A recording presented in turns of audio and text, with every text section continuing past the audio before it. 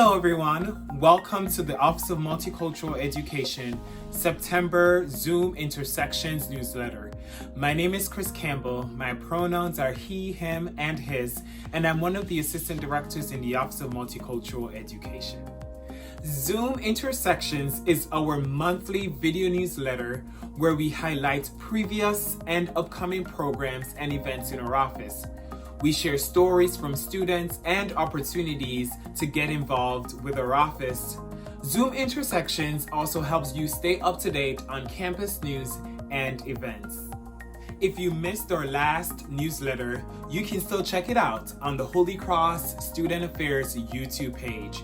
Be sure to like, subscribe, and follow. Let's jump into what we have for this month.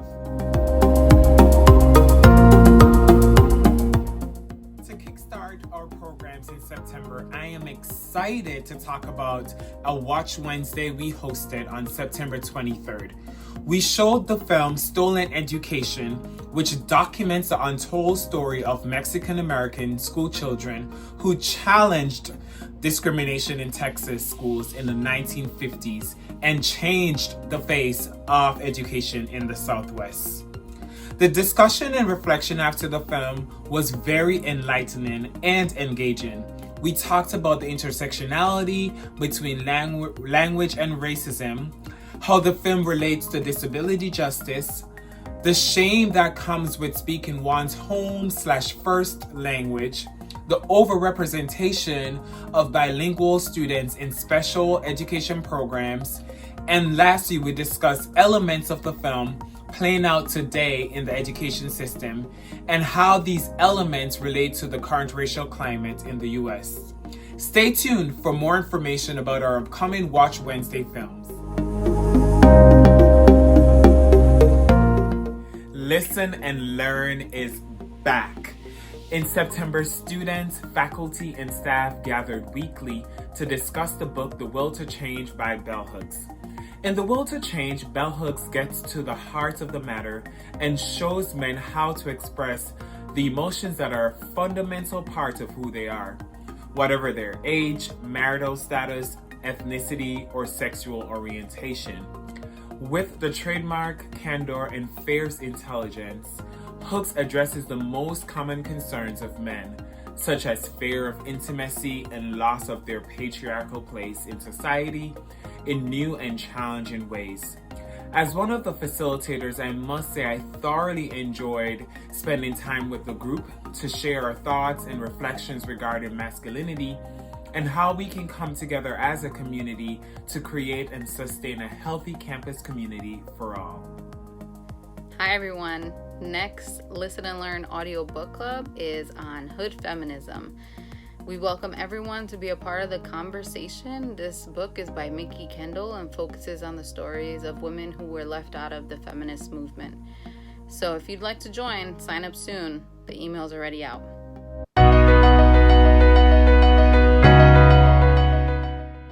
This year marks the 4th annual #FirstGenCollegeGrad campaign.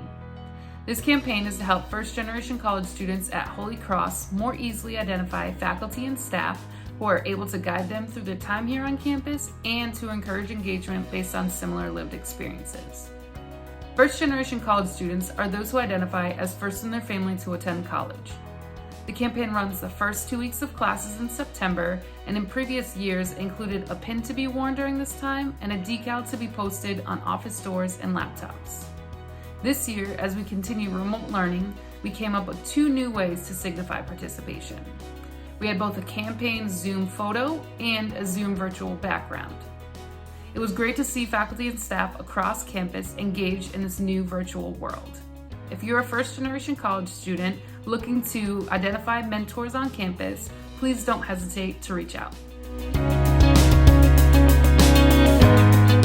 This semester, we started a new initiative called Lift Development, focused on leadership, identity, finances, and transitional support. Our key partners in this initiative are alumni. So we work with the Bishop Healy Committee, the HC First Alumni Committee, the LGBTQ Alumni Network, and alumni relations at large. Our hope is that by building these connections with students and alum focused on these or broader topic areas, our students are better equipped to graduate, but also have the skills to navigate their identities now while at Holy Cross based on the experience of alumni who can help them shape their future. Now, Amy and Chris will tell you more about the subcomponents of this program. One of the subcomponents is the LIFT Mentoring Webinar. We hosted our first LIFT Mentoring Webinar on September 17th. During the webinar, we were joined by 6 Holy Cross alumni who shared their experience navigating the grad school application process. The event was a huge success, thanks to the alums and the students who participated. Students left the program learning when to start and how to navigate the graduate school application process. Not only did panelists talk about the application process, but they also talked about their experience in graduate school. Most importantly, students were able to connect with the alumni community who were eager to share advice, tips, and tricks. I will now turn it over to Amy to talk about the second component, uplifting conversation. As we look ahead to next month, the first 2 sessions of the new Uplifting Conversations program fall within the month of October. With this, we'll be infusing the themes of LGBTQI+ History Month. In collaboration with multiple alumni from the LGBTQ Alumni Network, we'll be hosting a conversation on October 1st with the theme around navigating the world we're queer and how to seek resources and build community post-graduation, especially when moving to a new location. The second conversation, which will be held on the 29th of October, will be on the theme of thriving in the workplace while queer and navigating the job search, interview process, and advocating for yourself in a new internship or a job. If you're interested in either of event or need help navigating how to engage during remote learning, please reach out to myself, Amy Archibald, in the Office of Multicultural Education. One of the initiatives coming from the college's Anti-Racism Action Plan is the Becoming a White Ally for Racial Justice 5-session workshop series. There will be both a student track and a faculty and staff track. As there was a lot of interest, we'll be running multiple cohorts for each of the tracks this semester.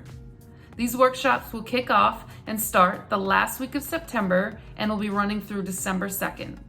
We'll be utilizing the How to Write an Anti-Racism Action Plan as a framework for these sessions with a heavy focus on reflection and dialogue. If you're a student interested in getting involved, please reach out to myself, Amy Archibald, in the Office of Multicultural Education. And if you're a faculty or staff member interested, please reach out to Casey Catlett in the Office of Diversity, Equity, and Inclusion.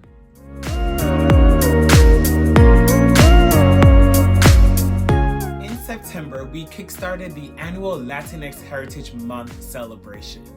This is an annual celebration of the history and culture of the U.S. Latinx and Hispanic communities. The event, which spans from September 15th to October 15th, commemorates how those communities have influenced and contributed to the American society at large. Why September 15th, you may ask? Well, September 15th was chosen as a kickoff because it coincides with the Independence Day celebrations of 5 Central American nations: Costa Rica, El Salvador, Guatemala, Honduras, and Nicaragua. Those 5 nations declared their independence from Spain on September 15, 1821. So far, we hosted 2 programs in September to commemorate this momentous celebration. We hosted a live cooking session with chef and actress Santana Carez Benitez. We had a film showing and discussion of stolen education. And on October 15th, we are collaborating with the Latin American student organization, LASO, for a culture show. Be sure to check out our social media platforms for information on how to register or sign up to perform. Many thanks to the Latinx and Hispanic communities for enriching this nation beyond measure. October is LGBTQ History Month. This is an annual month-long observance of lesbian, gay, bisexual, and transgender history and the history of gay rights and related civil rights movements. This month was founded in 1994 by Rodney Wilson, a Missouri high school teacher who believed that a month should be dedicated to the celebration and teaching of gay and lesbian history. I don't disagree. October was selected because public schools are in session and there's already existing traditions such as Coming Out Day on October 11th, which occur within October. There are multiple other traditions and celebrations related to this in October, including but not limited to International Pronouns Day on October 17th, Intersex Awareness Day on October 26th, and Asexual Awareness Week, which falls in the last week of October. Keep your eyes out on your emails and your social media for a lineup of this year's Holy Cross LGBTQIA+ History Month programs. October is also Filipino American History Month. This is a chance for the Filipino American communities to commemorate the first recorded presence of Filipinos in the U.S. In light of this year's COVID-19 pandemic and movements addressing racial injustice in the United States, the Filipino American National Historical Society has announced the theme of this year's Filipino American History Month, which is the history of Filipino American activism. This October will be a reflection of how the Filipino American community has been involved in social justice movements over the years. On Wednesday, October 21st at 5 p.m., we will host a film screening and discussion of Filipino Americans discovering their past for the future. Check out the Fall 2020 Diversity Calendar for the link to register.